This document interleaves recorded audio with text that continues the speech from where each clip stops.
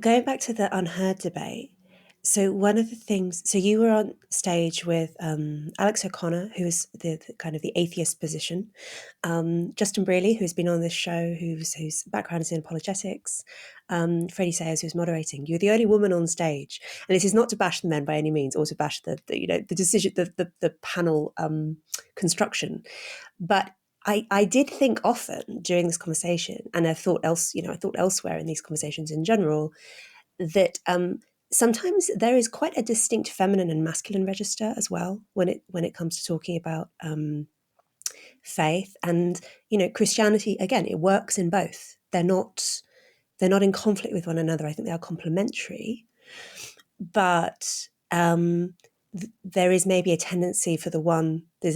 One is temperamentally drawn to one or the other often, and can often fail to really understand the other. And I think that I think that the feminine register has tended to be given second-class status often.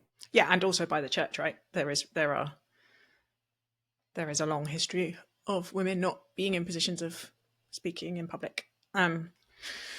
But it was funny at that event. I really felt like something shifted, and I suddenly had this I'm not going to try and meet you in that register.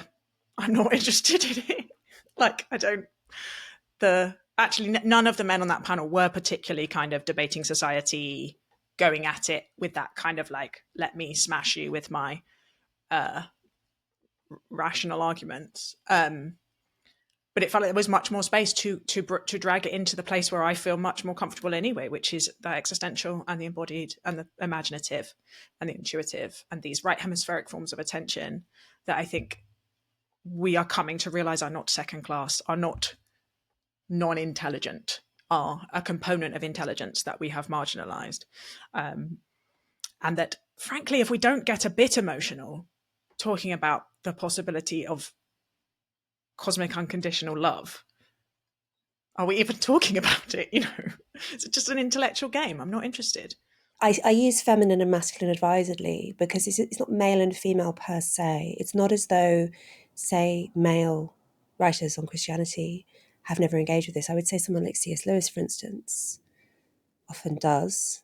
There's a clear emotional power within his writing. Similarly, plenty of women will engage in the super masculine intellectual side of Christianity. But yeah, that I suppose partly because sometimes the emotional aspect is harder to push into words. It's just harder to describe, and therefore debating it seems almost impossible. Yeah, it's a challenge of the form. I mean, obviously, Francis Spufford, who I think has done some of the best job of this, is a man, and he wrote the book with the subtitle "Why Christianity Makes Surprising Emotional Sense," right? But I almost feel like he had permission to do that. He was a very well-established non-fiction writer, professor at a university. A woman coming along and be like, "Why Christianity makes emotional sense?" Everyone would be like, "Yeah, sure, whatever." Yeah. I think it's helpful to say masculine and feminine, not male and female, because at our most healthy, we are both, right? I don't want to abandon the intellectual. My whole crisis of faith was because I had not engaged that part of myself. I want to bring intellectual rigor to my engagement with all the ideas that I want to shape my life on. I just don't feel the need to shut down the right hemispheric emotional embodied forms of knowing in order to do that. I want to integrate them. I want to be a whole person. I love that Francis Spufford book, Unapologetic. I've got into the habit actually of reading it every Easter for the last 4 or 5 years. I think it's great. Yeah, it's great. What a great ritual. Yeah. And yes, I mean he does a very good job, and you also do a very good job of doing that difficult thing of trying to describe what's almost indescribable. The sense that Christianity feels true. And yeah, you're right. I mean, it sounds you leave yourself very open to mockery by saying that something feels true, has a sense of truthiness or whatever. But it is just an essential component of it. And I always suspect that probably some people, are built different in this regard. There's some people just have a kind of bigger religion lobe, as my husband likes to call it. You know, they have some bit of their brain that lights up more easily.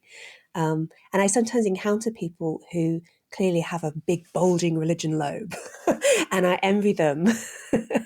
They seem to have this easy access to feeling religious. That's the emotion. That's how I describe it in my head, to feeling religious. They seem to have such easy access to that, and some people don't.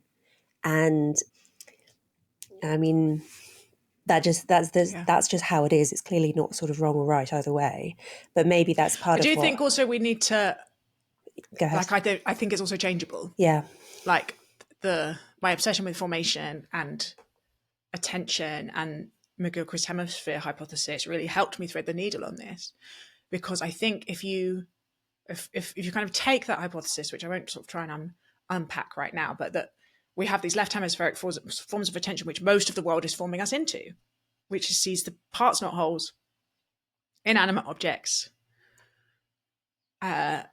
sees the world in quite a machine-like way, that becomes what we can see, because what you pay attention to determines what you are able to see. And I'm very grateful, both probably some of it's just genetic and temperamental, but I had a very right hemispheric forms of attention. I was really into novels. I did a lot of drama, right? And I had this ecstatic encounter at a really young age. So when my brain was very plastic, the way I feel very attuned to mystical experiences is both probably something that is just an accident and, I believe, a product of my attention. And so, to be very direct, my kind of hope and prayer for you is, as you immerse yourself in the rituals and practices in those different forms of attention, you'll get a nice big religion lobe. my religion lobe will start bulging and pulsing. Yes, I'm yeah. imagining this very disconcerting as an image.